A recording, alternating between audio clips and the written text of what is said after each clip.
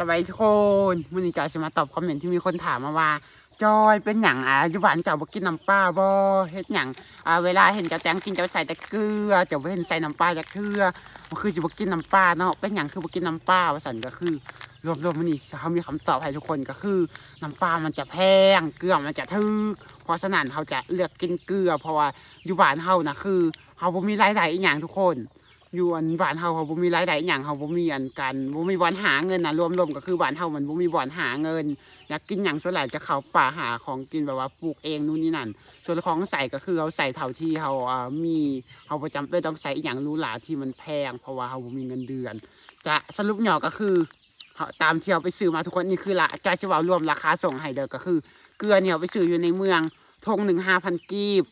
ส่วนน้ำปลานี่แก้วหนึ่ง15,000 กีบน้ำปลามันจะแพงเพราะฉะนั้นน้ำปลากินก็น่าจะบ่ได้โดนประมาณ2 อาทิตย์น่าจะหมด1 แก้วแบบนี้หรือว่าไทยน่าจะเอิ้นขวดอยู่ลาวจะเอิ้นแก้วเด้อแบบนี้นะแล้วอันเกลือเนี่ยก็คือถุงหนึ่ง 5,000 กีบเนี่ยสามารถกินได้ประมาณ1 เดือนเพราะว่า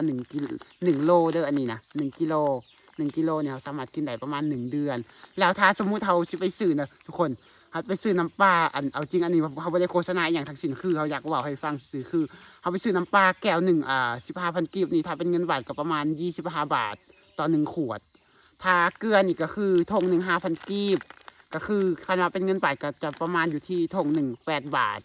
ถ้าเอาไปซื้อเกลือนี่ทุกคนเด้อขนาดไปซื้อเกลือบ่แม่นเอาไปซื้อน้ำปลานี่1 แก้วเขาสิได้แค่แก้วเดียวกินพอเดือนแต่ถ้าเอาไปซื้อเกลือนี่ให้มันราคาเท่ากันเด้ออันนี้15,000อันนี้ถุง5,000เกลือจะได้3 ถุงแล้วก็จะได้3 โลเขากินได้โดนเลยน้ำเปล่ากินพอเดือนมันหมดเพราะฉะนั้นเขาจะต้องได้ซื้อตลอดแนวนั้นเขาก็คือบ่มีเงินจะไปซื้อบ่มีรายได้ ก็เลยจะนิยมกินเกลือหลายกว่าเพราะว่าเกลือมันราคาถูกแน่แล้วก็อีกอย่างมันได้หลายคืออย่างที่เห็นนี่แหละถุงหนึ่ง 5,000 กีบถุงหนึ่ง 5,000 กีบอันนี้มันราคาส่งเด้อบ่แม่นราคาราคาแถวบ้านเฮานี่ถุงหนึ่งก็น่าจะประมาณ 7,000 หรือว่า 8,000 นี่แหละทุกคน1 กิโลนี่แต่ว่าเฮาไปซื้อในเมืองก็ถุง 5,000 ส่วนน้ำปลานี่คือกันน้ำปลานี่คืออยู่แถวบ้านเฮาก็น่าจะประมาณแก้วหนึ่ง20,000ประมาณนี้หรือว่า 18,000พอไปซื้อในเมืองก็ประมาณ 15,000แบบนี้นะทุกคนแล้วรวมๆก็คืออันนี้มันจะแพงแล้วก็กินได้บ่โดนน้อยหนึ่งหมดส่วนอันนี้ราคาถูกกินได้โดนแล้วก็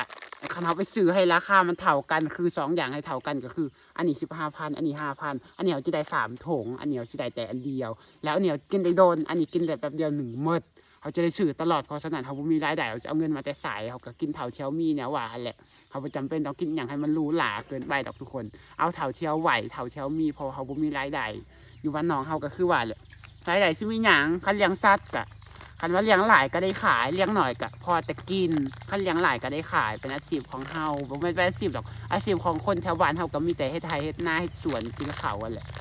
แล้วก็บ่มีรายได้อีหยังเลยรายได้ก็แนวว่าแหละคันเลี้ยงสัตว์หลายก็ได้ขายคันเราเลี้ยงหน่อยก็บ่ได้ขายเพราะว่าเฉพาะกินบ้านเฮาบ่มีตลาดอยากกินหยังก็คือตามป่าตามภูเขานี่บ่มีหยังเฮาก็ปลูกเอาอีหยังบ่มีแบบนี้เฮาก็ไปซื้อเอาขนาดไปซื้อแนวแพงเฮาก็กินแบบว่าน้อยหนึ่งหมดเฮาสิเอาเงินมาแต่ไสเพราะฉะนั้นเฮาก็ซื้อแนวถูกเอาอันนี้บ่ได้มาโฆษณาเด้ออันนี้เฮากินซุมื้อ แล้วคลิปตัวนี้คำตอบก็สิมีแค่นี้แหละแล้วพบกันในคลิปหน้าทุกคนว่าแล้วก็บ๊ายบาย